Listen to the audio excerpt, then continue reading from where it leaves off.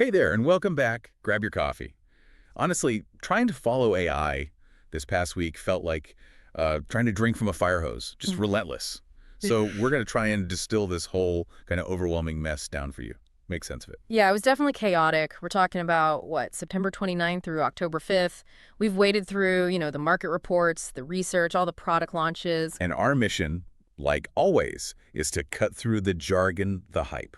We want you to walk away actually understanding the big shifts happening right now. Where's the money really going? What does this new tech actually do for people? And maybe finally, how the world's starting to grapple with governing it all. Exactly. So we've kind of sorted the flood into three main buckets for you. First, just the staggering amount of money involved, the astronomical sums and the infrastructure battles that causes. Second, what we're calling the agentic revolution. So AI moving beyond just chat and actually starting to do complex things. And third, this growing kind of urgent push for regulation and safety. Okay, let's dive in. And we really have to start with the money. It's just, Right. wow. Okay, so OpenAI, get this. They just closed a secondary share sale. And the valuation. A mind-boggling $500 billion. It's insane, right? They didn't just join the big leagues. They blew past SpaceX. They are now the most valuable private company, period. And this wasn't just some small internal thing. This sale let employees cash out. $6.6 billion in stock. Huge liquidity. That's, one way you keep top talent happy. Make them billionaires overnight. Well, yeah. And what's really fascinating, I think, is while that valuation screams investor confidence, you got to look under the hood a bit. Our sources are saying OpenAI hit, what, $4.3 billion in revenue for the first half of 2025, which is massive growth, obviously. Okay, but I sense a but coming. There definitely is. They reportedly spent $2.5 billion on compute and research in that exact same period. That number, that $2.5 billion cost, that's the key insight here. It just shows the barrier to entry, the cost to compete at this level is, well, it's astronomical. Right, and that totally explains the whole infrastructure race we're seeing. If they're burning through billions just running the models, they absolutely have to cut reliance on, say, NVIDIA. So Meta buying that chip startup, Revos, that makes perfect sense now. They're putting their money where their mouth is to, control their own hardware destiny. Precisely. It's about controlling costs, yeah, but also just securing the supply chain. And it's not just Meta acting alone. Look at the global scale. You've got Samsung and SK Hynix joining OpenAI's Stargate initiative. They're specifically focusing on scaling up memory chip production and building out these enormous data centers needed. So the takeaway for you listening is, the software like GPT, Claude gets the headlines, but the actual physical stuff running it, the chips, the data centers, that brain is what's driving these huge valuations right now. Definitely. And just quickly before we pivot, that Andreessen Horowitz report, it showed where startups are actually spending their cash. After paying OpenAI and Anthropic for the base models, the money's flowing into creative tools, coding platforms, think Replit, Cursor, and, crucially, these new agentic AI platforms. Oh, perfect segue. Because that investment tells us exactly what's bubbling up next. Yeah. This agentic revolution. AI isn't just, answer your questions anymore. It's starting to take on complex tasks by itself. Right. And if you're wondering, okay, what does agentic AI actually mean? Think of it like this. An agent is an AI that can handle multi-step, pretty complex jobs on its own, just based on a high-level goal you give it. So instead of asking it to, write a paragraph, you might tell it, hey, draft the quarterly sales report using this data, and it Right. figures out the steps. That shift feels huge. And you see in the coding space, right? Anthropic just unveiled Claude Sonnet 4.5. They're claiming it's the best coding model in the world, and their big metric. Apparently, the model coded autonomously for over 30 hours straight, producing 11,000 lines of code. Yeah. That's proper work. Yeah, serious capability. And that capability is moving right into the software you use every day. Microsoft just announced agent mode in Excel and Word, plus this overarching Office agent thing in Copilot. And this isn't just, fixing your grammar anymore. Right. If you connect the dots, it means AI is becoming a real doer, an automation layer right inside your apps. You can tell Word, draft the agenda for tomorrow's board meeting, pull the Q4 sales figures from that Excel sheet and summarize the key points. And it does it. Formatting, data retrieval, summary, the whole thing. And speaking of doing things, OpenAI is jumping straight into commerce. They launched instant checkout right inside ChatGPT. Whoa, so the chatbot is now a storefront. You can actually buy stuff, complete the purchase, without leaving the chat window. They started with Etsy, expanding to Shopify. That's a massive new revenue stream opening up for them right there. Totally. And then shifting gears a bit to the more creative side, look at Sora 2, OpenAI's video model. Now it has synchronized audio and dialogue. Videos are getting incredibly realistic. But the really interesting business move here is this social app they launched with it called Cameos.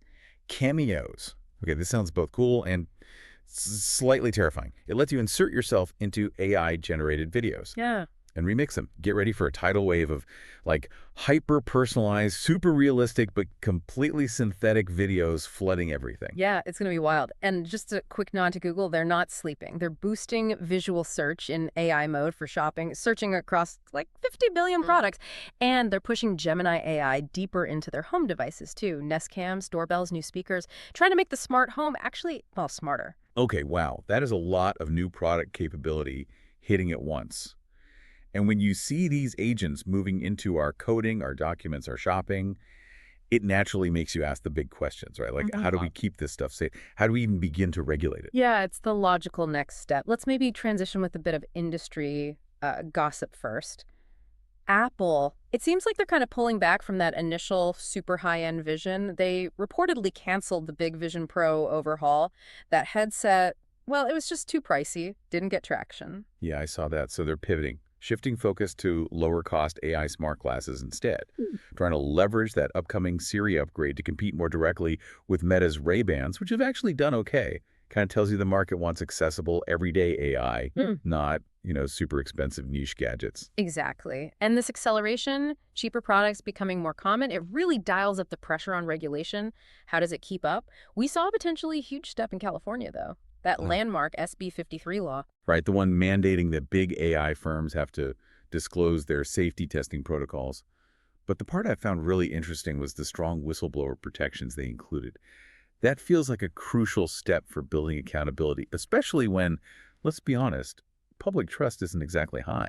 No, it's definitely not. And we got data on that this week, too. The Pew study, it found, 9% of U.S. adults are now using AI for news sometimes? But, and this is the kicker, half of those users said they ran into inaccurate news or just found it really hard to tell what was true and what wasn't. Yeah. It's a massive challenge for, our whole information system. It absolutely is. And while we're on these big societal challenges, the environmental impact, the energy consumption, all those agentic AIs, all those new data centers, they need a ton of power. Yeah, it's a serious, complex problem. But researchers are tackling it from multiple angles. One focus is just making the algorithms way more efficient. They've even coined a term for it, negaflops. Negaflops. Okay, I love the name, but break that down simply. What is that? Yeah. Think of it like this. A normal flop is a computation, right? A unit of processing. A negaflop is basically figuring out how to get the same answer, but using exponentially less energy. It's like cutting out all the wasted computational effort. They're also working on optimizing data centers to run more on renewables and, cleverly, using AI itself to accelerate research into clean energy tech. Using AI to help solve the environmental mess AI is contributing to. Okay, that's pretty smart. All right, let's zoom out again. Away from the immediate regulations and environmental stuff, let's look at the really futuristic research happening in the labs. Oh yeah, gotta talk about Google DeepMind's Dreamer 4. This is wild. This AI learned to master Minecraft, which is a super complex, open-ended game, entirely by training inside its own simulation. Like in its own head. It never actually interacted with the real game environment to practice. It learned how to find rare stuff using only offline data. That's incredible. Yeah. And the potential here goes way beyond just gaming, right? This simulation-first learning. It could be a much safer, cheaper way to develop robots. Imagine a robot practicing, thousands of delicate surgical moves entirely in simulation before it ever touches a real patient. Exactly, safer, faster development. And we're also seeing this big trend towards hyper-specialization. It seems like the thinking is shifting away from just building one giant, all-knowing AI brain.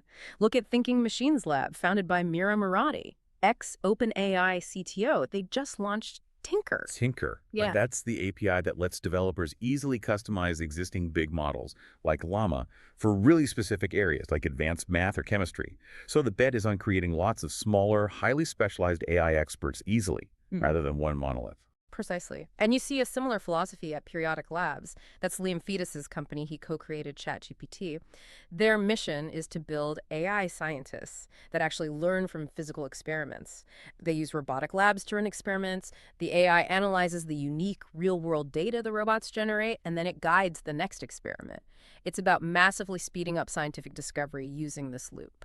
Wow. Okay. So let's try and bring this all back home for everyone listening. Three key things to really take away from this Firehose week. First, yes, the money is absolutely staggering, that $500 billion valuation. But remember that $2.5 billion cost for compute. That's why the hardware and infrastructure war is the real underlying game right now. Second, these AI agents are moving fast. They're going from just talking to actually doing things, embedding themselves in our documents, our code, even our shopping carts. And third, thankfully, the serious conversation about regulation and trust is finally getting traction, like with California's new safety law. It's a start. Definitely. And maybe one final kind of provocative thought for you to chew on, connecting two things from this week. On one hand, you had character AI being forced to pull popular characters, Elsa, Spider-Man, because Disney sent a cease and desist, intellectual property rights being fiercely protected. Right. You can't just use their characters. Okay, contrast that with the launch of Sora 2 and its Cameos app. That tech allows AI to perfectly synthesize you, a real person, into a realistic video, and then it lets other people remix that content. So when AI can flawlessly mimic real people, potentially you, and that content can be freely shared and remixed. But at the same time, intellectual property over fictional characters is locked down tight, and we know people are already struggling to tell if AI-generated news is even accurate. Yeah. So what does that all mean for, like, authenticity? Moving forward, how do we even figure out what's real, what's owned, and what's just a scarily good fake? That's definitely something to mull over. Absolutely. Lots to think about. Well, thanks for joining us for this week's deep dive into the whirlwind of AI. We'll catch you on the next one.